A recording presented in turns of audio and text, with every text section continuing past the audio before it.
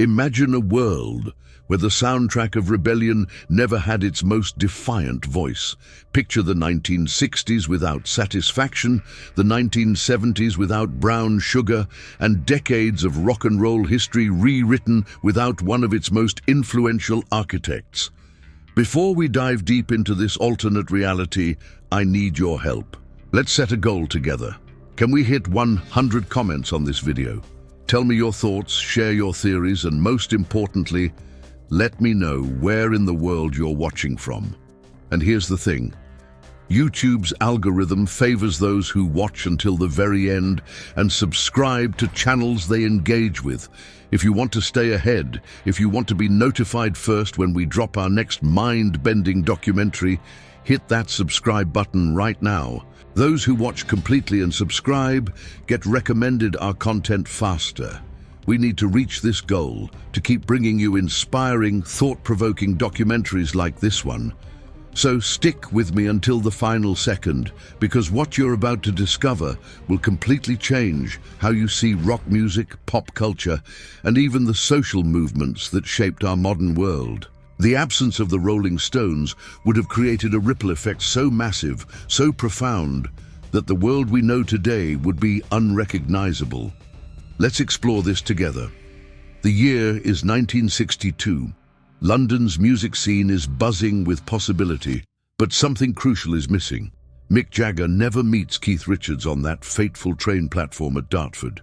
Brian Jones never places that advertisement looking for musicians to form a rhythm and blues band. The Rolling Stones, named after a Muddy Waters song, never come into existence.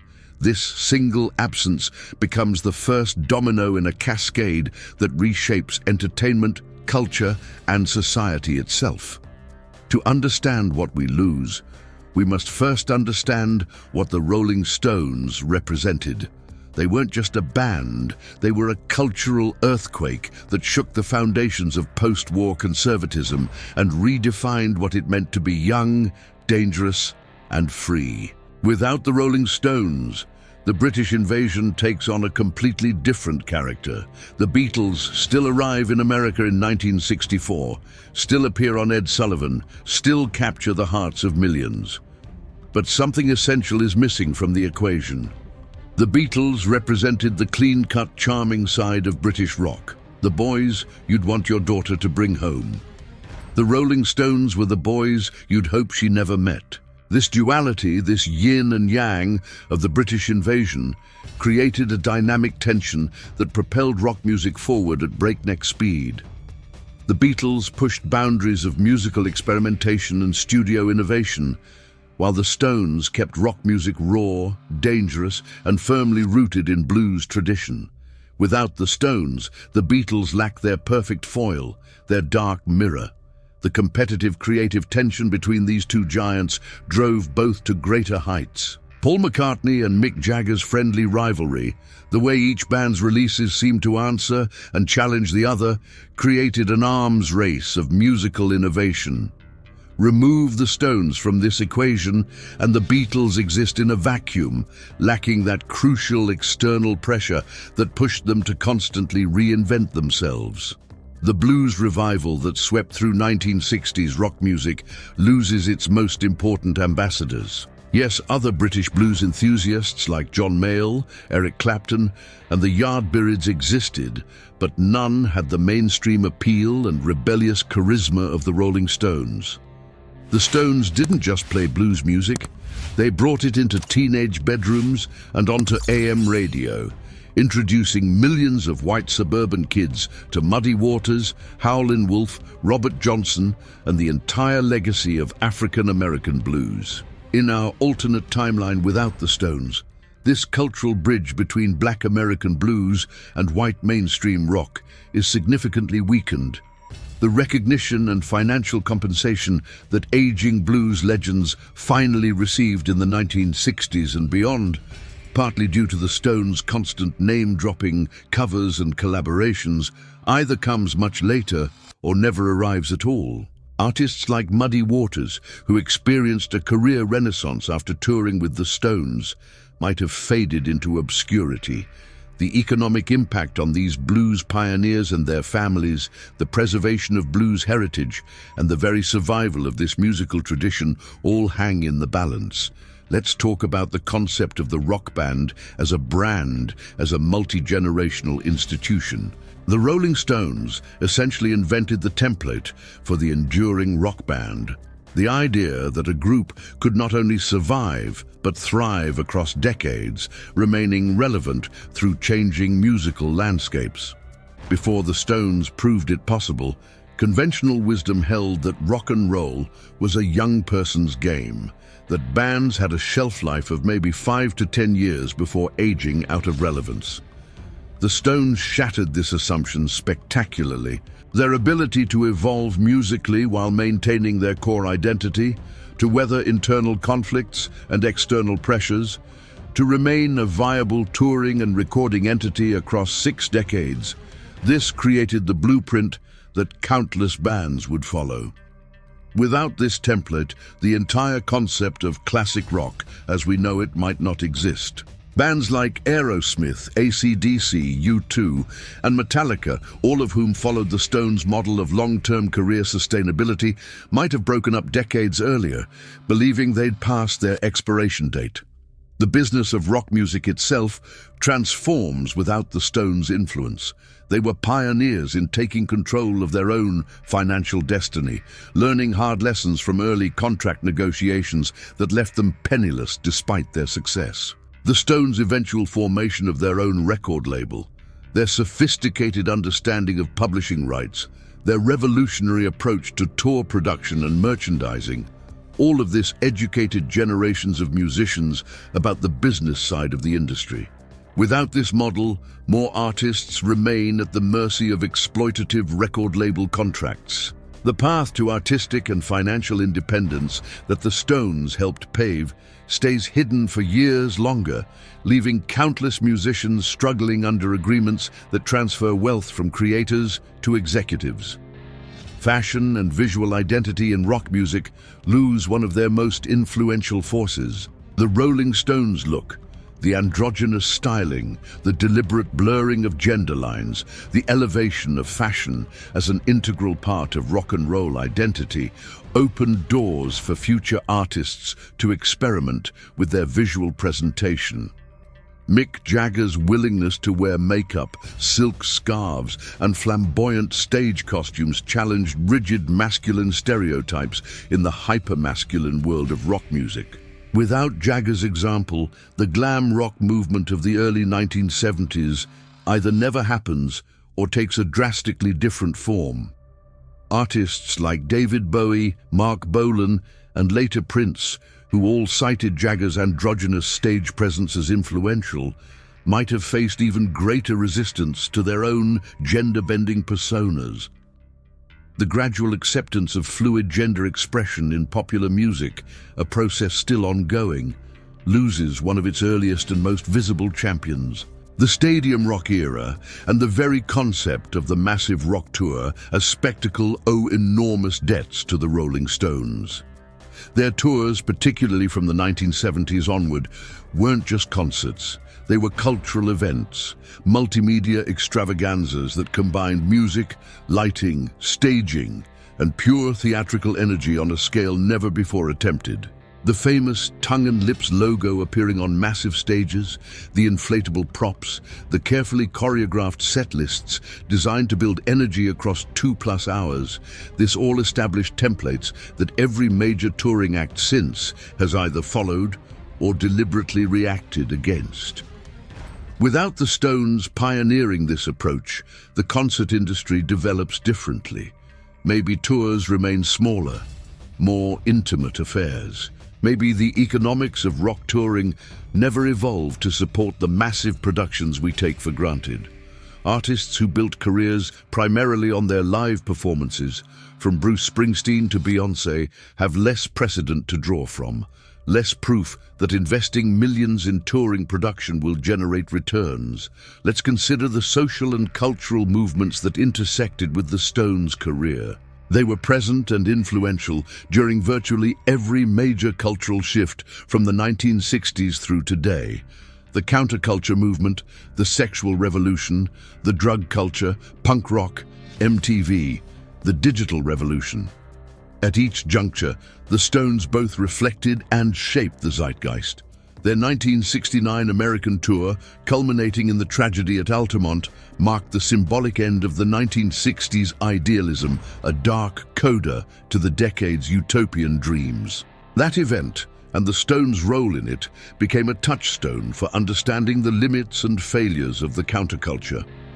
Without the Stones and Altamont, the narrative of the 1960s changes. Perhaps the illusion of peace and love persists longer, or perhaps some other event becomes the symbolic breaking point. The controversy that perpetually surrounded the Rolling Stones, the drug arrests, the sexual provocations, the violence at their concerts, made them lightning rods for generational conflict.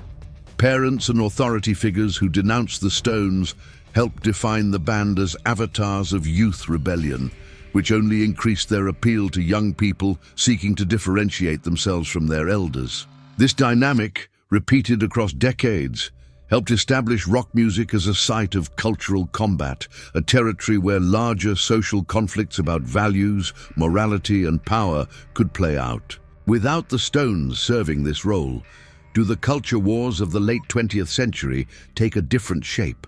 Does rock music remain more mainstream and less threatening to establishment values?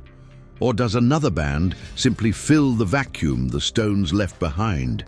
That last question, whether someone else would have filled the Rolling Stones' role, is crucial to understanding the true depth of their impact.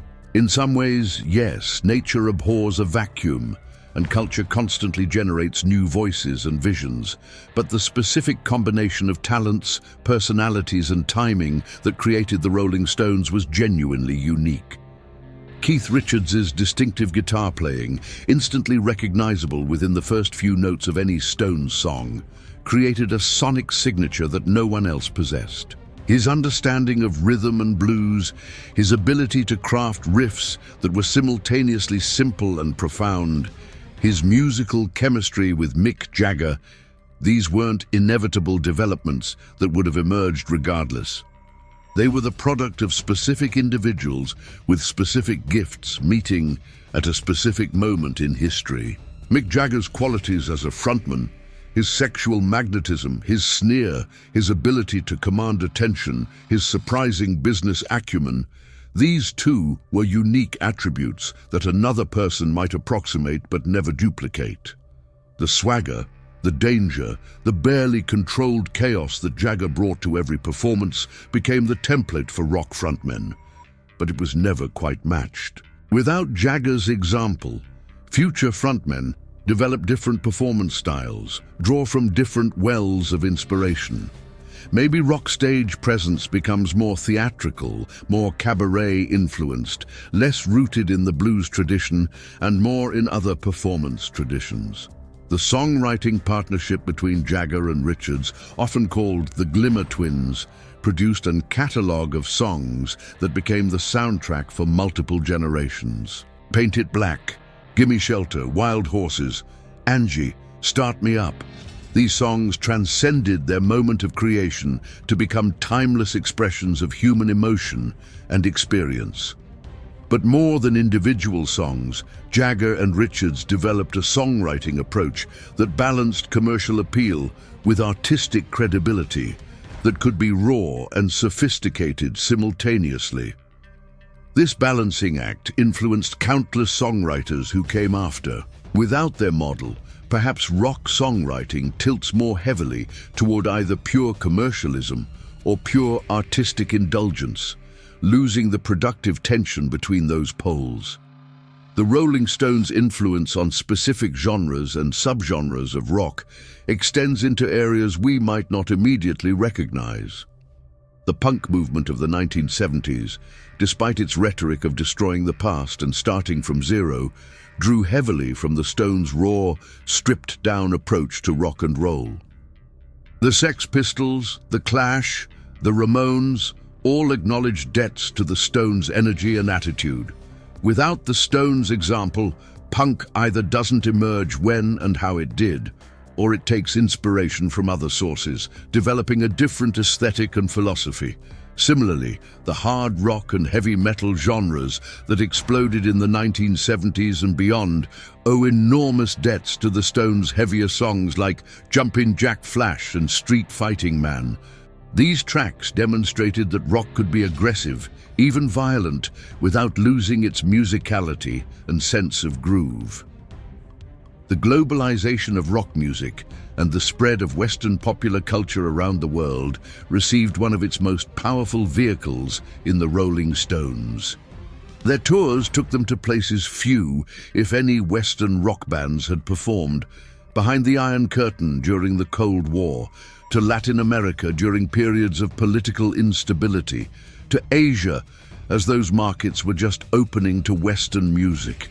Each appearance planted seeds, showed young musicians in those countries what was possible, and helped establish rock music as a truly global language. Without the Stones serving as cultural ambassadors, willing to perform anywhere there was an audience, does rock music remain more insular, more confined to North America and Western Europe? Do musicians in other parts of the world have fewer models and less inspiration for forming their own rock bands? Let's zoom out even further and consider the economic impact of the Rolling Stones' absence. The music industry as we know it, worth billions of dollars annually, developed its modern structure partly in response to and in service of bands like the Stones.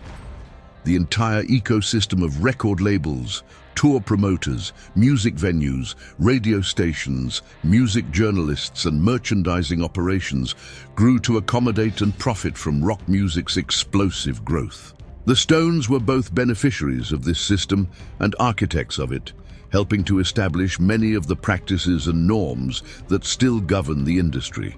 Without them, does the music industry develop along different lines? Do other genres, perhaps soul, funk or country, capture market share that rock would have claimed? The downstream effects on employment, on urban development around music venues, on the entire constellation of businesses that support the music industry all shift in subtle or dramatic ways.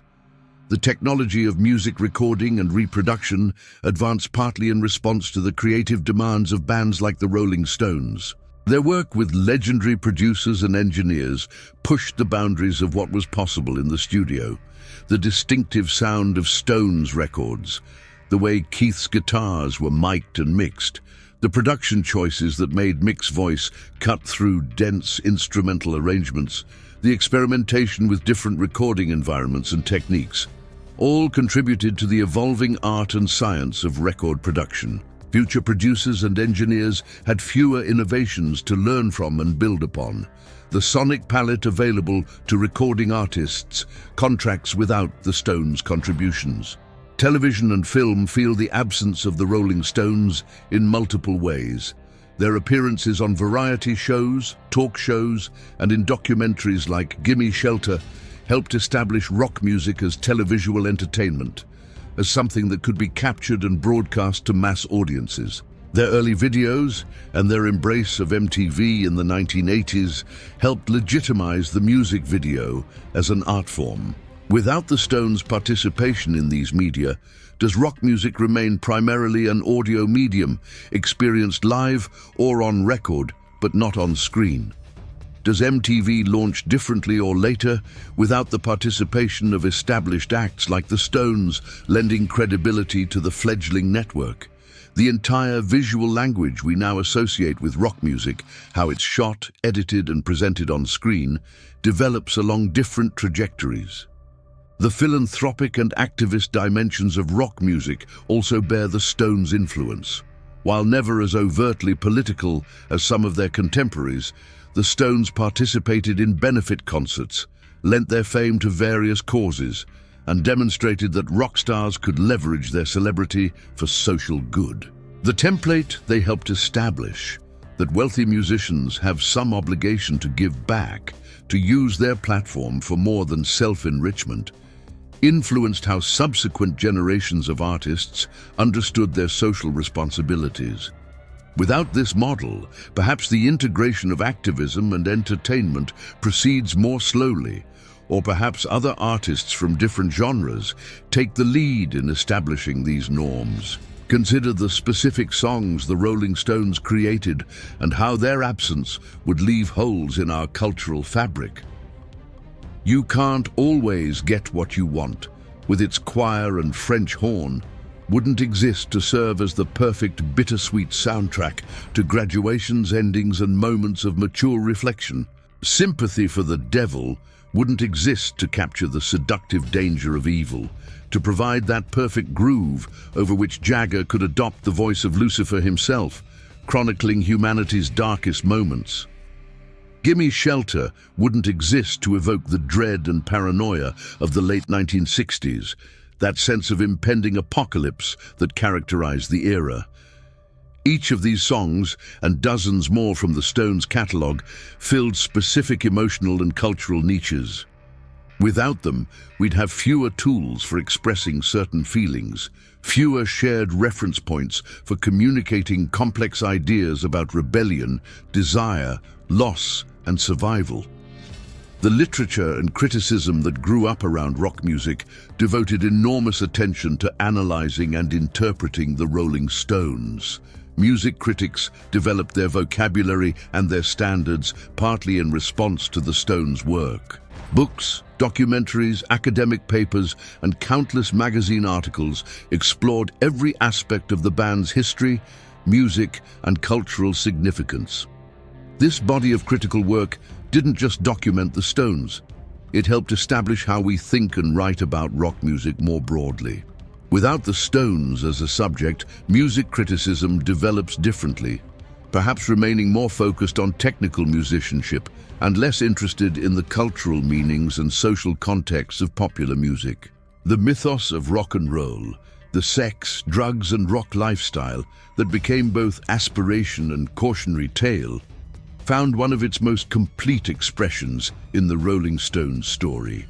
The tales of excess, the brushes with death, the destroyed hotel rooms and legendary parties, the romantic entanglements and creative combustions, all of this fed the romantic mythology of the rock star life. For better or worse, this mythology influenced how young musicians understood their chosen path, what they believed success looked like, what sacrifices and indulgences came with fame.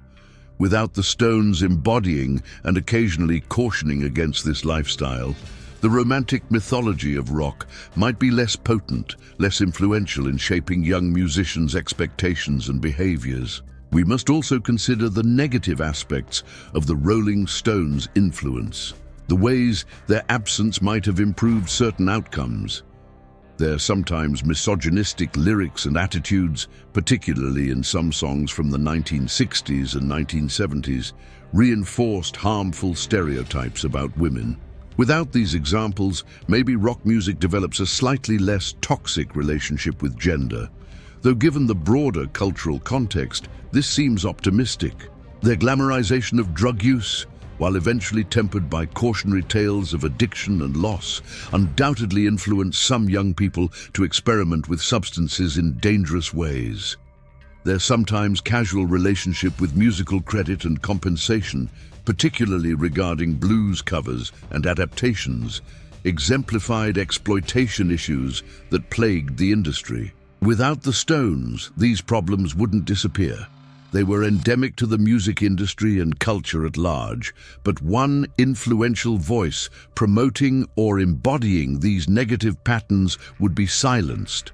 The alternate timeline without the Rolling Stones cascades forward through the decades, touching everything from fashion to politics to how we understand aging and authenticity. The 1970s looked different without Exile on Main Street, that sprawling double album that captured the druggy decadence of the era while somehow maintaining musical excellence. The 1980s sound different without Tattoo You and Undercover. The Stones proving that bands formed in the 1960s could adapt to new production styles without losing their identity. The 1990s and beyond lose the spectacle of the Stones' massive tours, each one breaking records, each one defying expectations that this must surely be the last one. Every musician who ever cited the Rolling Stones as an influence, and that includes countless artists across multiple genres and generations, now draws inspiration from different sources. The family tree of rock music gets redrawn, branches growing in different directions, some genres emerging later or not at all, others filling spaces the Stones would have occupied. Guitar players who studied Keith Richards' techniques and tone now study different players, developing different styles. Singers who emulated Jagger's phrasing and stage presence now emulate different frontmen, creating different performance traditions. The downstream effects multiply exponentially, each influenced artist going on to influence others, spreading alternate patterns through the culture. Local music scenes around the world lose an important catalyst. In countless cities and towns, teenage musicians form bands specifically because they saw the Rolling Stones on television or heard Satisfaction on the radio and thought, "I want to do that." Down the garage band explosion of the 1960s, the punk scenes of the 1970s, the indie rock movements of later decades, all drew energy from the Stones' example. Remove that spark and some of these scenes develop more slowly or around different inspirations. Some individuals who would have become musicians in our timeline pursue different paths, their talents directed toward other ends. The local economies that grew up around these music scenes, the venues and recording studios and music stores, all feel the absence. The role of music in politics and social movements shifts without the Rolling Stones' presence. Their music provided soundtracks for protests and parties, for moments of solidarity and rebellion. Street Fighting Man, despite Jagger's later claims that it was ambivalent about revolution, became an anthem for activism. The complicated relationship between the Stones' music and political movements, the way revolutionary rhetoric could coexist with commercial success, how rebellion could be packaged and sold, this paradox helped define rock music's role in political life. Without the Stones embodying these contradictions, maybe rock music maintains clearer political allegiances, or maybe it remains more stubbornly apolitical, less useful as a vehicle for social change. As we approach the end of this exploration, imagine yourself living in this alternate timeline. You're at a party in 2025 and the classic rock station plays in the background. But the playlist sounds subtly wrong, missing familiar touchstones. You watch a documentary about the 1960s, but the narrative feels incomplete without the Stones providing counterpoint to the Beatles' story. You attend a concert by an aging rock band, but the template they're following traces back to different origins. In small ways and large, the absence permeates everything, a negative space that shapes the world around it. The question, what would happen if the Rolling Stones never existed, ultimately reveals how profoundly popular culture shapes our world. Music isn't just entertainment, it's how we understand ourselves, how we connect with others, how we mark the passages of time in our lives. The Rolling Stones, across their extraordinary decades-long career, became part of the infrastructure of modern culture, as fundamental to the landscape as any building or institution. Remove them, and the landscape transforms, sometimes dramatically, sometimes in ways so subtle we might not consciously notice, but would certainly feel. This isn't to suggest that the Rolling Stones were perfect or that their absence would make the world objectively worse in every way. It's to recognize that culture develops through the accumulation of countless influences, innovations, and accidents, with certain individuals and groups serving as crucial nodes in the network. The Rolling Stones were one such node, and their absence would have rerouted cultural evolution through different channels, producing a world that might be equally rich and complex, but fundamentally different from the one we inhabit. So as you listen to the Rolling Stones now, Whether you're a long-time fan or discovering them for the first time, remember that you're not just hearing a band, you're experiencing a force that shaped history, that changed what music could be and what musicians could become. From that train platform in Dartford to the world's biggest stages, from that first advertisement seeking band members to decades of record-breaking tours, the Rolling Stones wrote themselves into the story of the modern world indelibly and irreversibly. And if you'd like, tell me where in the world you're watching this video from. Your comment is important, and I want to read and respond to it. For more exciting stories like this, click on the video that's playing on your screen right now.